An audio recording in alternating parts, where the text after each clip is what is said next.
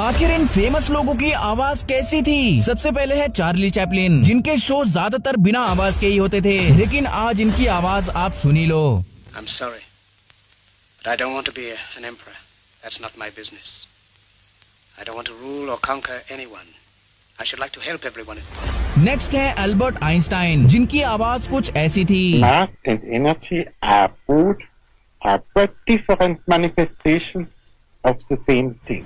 Next है महात्मा गांधी जी, जिनकी आवाज कुछ ऐसी थी। Whatever the result of the mission that brought me to London. Next है नाजी जर्मनी का डिक्टेटर एडोल्फ हिटलर, जिसकी आवाज कुछ ऐसी थी। Meine Arbeit für richtig hältst, ob du glaubst, dass ich fleißig gewesen bin. Next है the great inventor Nikola Tesla, जिनकी आवाज कुछ ऐसी थी। Electric power is everywhere present in unlimited quantities. I can drive the world's machine.